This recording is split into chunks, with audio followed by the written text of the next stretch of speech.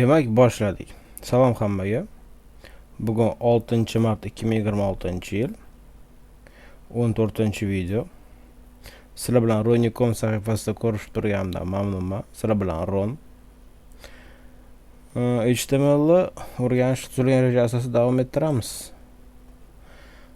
Xo'sh, kechagi videomizda A tagini boshladik. href atributini ko'rib chiqdik. Endi bugun vaqtim targetni ko'rib chiqamiz. Title ko'rib chiqamiz. Target va blank sozlamasini, target atributi, blank sozlamasi, adashmasam shunaqa deyiladi. Title ko'ramiz, download ko'ramiz. Ulgursak agar, chunki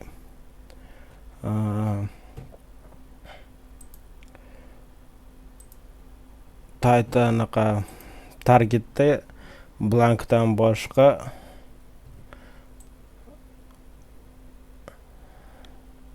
self sozlamasi bor ekan, o'shani ham ko'rib chiqamiz.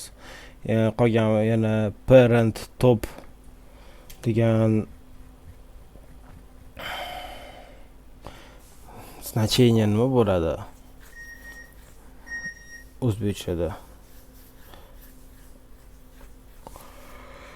Xo'sh, qisqasi sozlama deb aytib ketaman. Shularni ko'rib chiqamiz. Yangi sahifa ochib oldik. Yana har doimgidek doctype'dan boshlaymiz. Bugun kunduzi emas, soat 7 bo'lib qoldi. Kechki paytdamiz, lekin tunda olinmayapti videomiz. Yozilmayapti olinayotgani, chunki operator ishlatilmayapti. Xo'sh, head tagini ochdik. Meta tagini ochdik. Charset UTF 8 qo'shtirnoq yopamiz. Qo'shtirnoq UTF dan oldin ochilishi kerak edi. Uch burchak o'zimiz yopildi. Title. Xo'sh, o'tadiganlarimiz bugun target, title va download.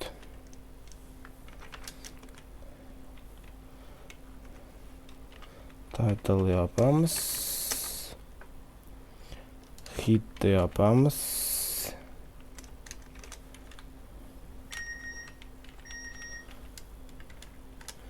Body'ni ochamiz. Eslatib o'taman, A tagimiz bizda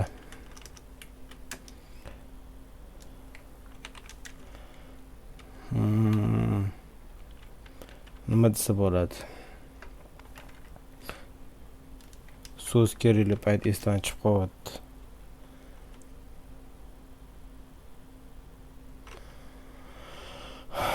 Juft tag. A tagini ochib yopib oldik. Qo'z ko'chirib olishimiz uchun. Xo'sh, paragrafni ham yopib olamiz. B tagimizni, body'ni yopdik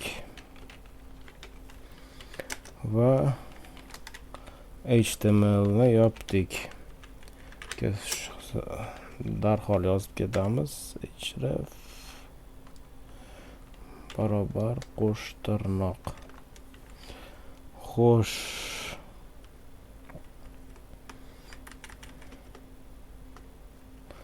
o'tadigan narsalarimiz taxminan 4 ta.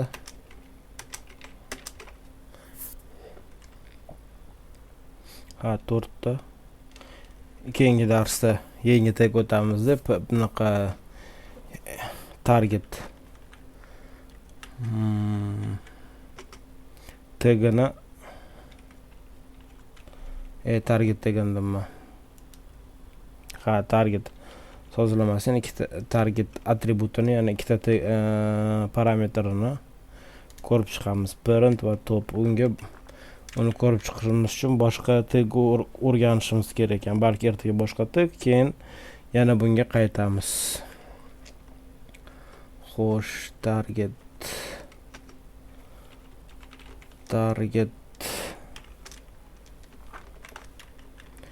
kelinglar hrefga fayllarni joylashuvini, silkalarni joylashuvini berib yuboramiz. Ichki silkalar bilan ishlayapmiz. O'tgan darsdagi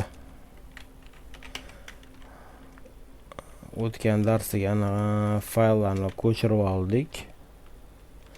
Boshqatdan yangi yaratib o'tirmasdan.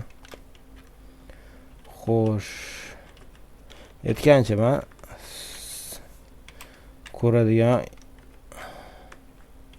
videomizni ko'radigan tomoshabinlardan, sizlardan, ya'ni so'raydigan savolim bor. Har doimgidek. Xo'sh, umid qilaman bu safar fayl nomini to'g'ri yozdik. Hozir blank yozib olib, keyin savol aytaman. Nima savol edi? Blank va self. Xo'sh, saqlab oldik. Yangilaymiz. Ha, aytgancha arif ichiga hech narsa yozganimiz yo'q. Arif ichiga narsa yozsak, bu narsa bo'ladi deb.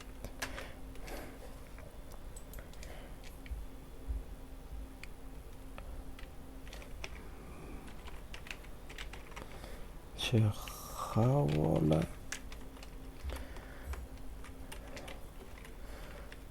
dasturlashni montajyorlarda bilaman. Montajyorlar, video montaj qiladigan insonlar Mac operatsion tizimida ishlashni yaxshi ko'radi. Mana bu yerda probel bo'lishi kerak emas, bo'lsam chalg'atadi. Dasturlash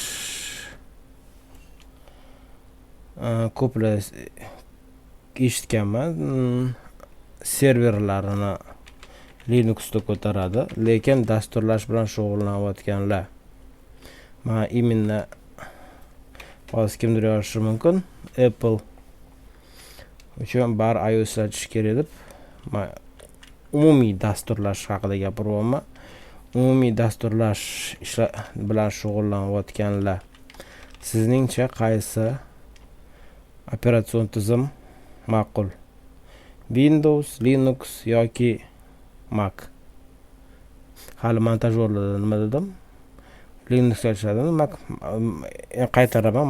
Montajyorlar Mac ishlatishni yaxshi ko'radi, chunki Mac tezroq ishlaydi montajda, render qilishda deb. Xo'sh, savolim shu. Bilganlar izohlarda yozib ketdinglar. Xo'sh, yengillab olamiz mana. Blank общий qilib aytib ketaman. Bo'lmasam target blank atributi, ana shuni bosganimizda, mana birinchi havolaga target blank qo'ydik. Shuni bosganimizda sizlarga ko'rinmayapti. Yangi sahifada ochib beradi. Misol uchun mana shu silkani, havolani bosdik. Ochilayotgan havolani shu Chrome'da yangi sahifada ochib beradi. Ikkinchisiga self qo'ydik. Uni bosganimizda shuni o'zida, shu sahifani o'zida yangi sahifani ochadi. O'zingizlar qilib ko'rishinglar mumkin. Xo'sh, 3-chi va 4-chi havolalar qanaqa ko'rinishini, yana aytmoqchi bo'lgan narsam, agar siz mana bu arfdan keyin xohlasangiz boshqa yangi sahifangizdagi havola yangi sahifada ochilishini, brauzerning yangi sahifasida ochilishini xohlasangiz target blank yozib ketasiz. Agar mana hozir ko'rsataman. Agar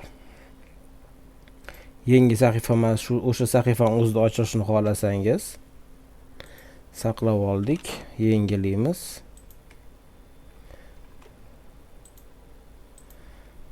Nima saqlamadikmi? Saqladik, yangilaymiz. Nimagadir ishlamayapti. Xo'p. Agar mana anaqa havolani shunday ko'rinishda yozib ketadigan bo'lsangiz, uni self ham blank ham yozmaysiz. Unda xuddi shunday ochiladi. Sahifani o'zida davom ettiradi. Zagruzka jarayonini, zagruzka yuklash jarayonini. Xo'sh. Demak, keyingisini ko'ramiz. Bizda title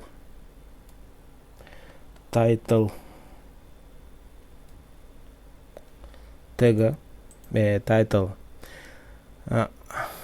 tak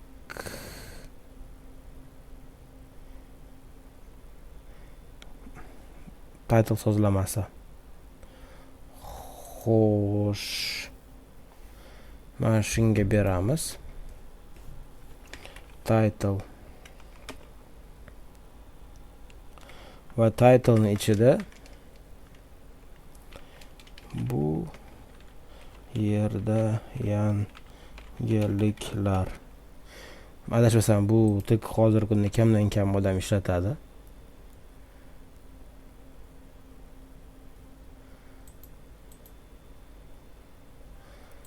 Xo'sh, yangilaymiz. Yo'q, ishlamadi. Nega ishlamadi? Nega qatta xatolikka yo'l qo'ydik? Ссылка bor.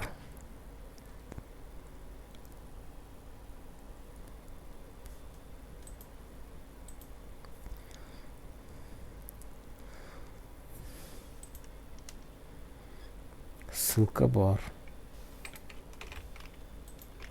Hali o'zi ishlamaganda sal tushunmay qolman. Xo'sh. Href HTML 1.3 HTML A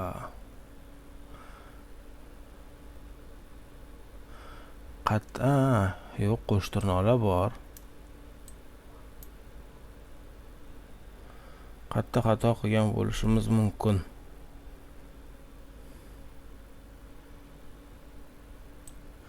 Qovuslar bor.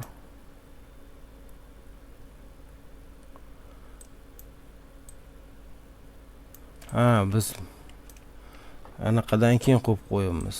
A tagini ichiga qo'yish o'rniga A tagidan tashqariga paragraf o'zi qo'yib qo'yamiz.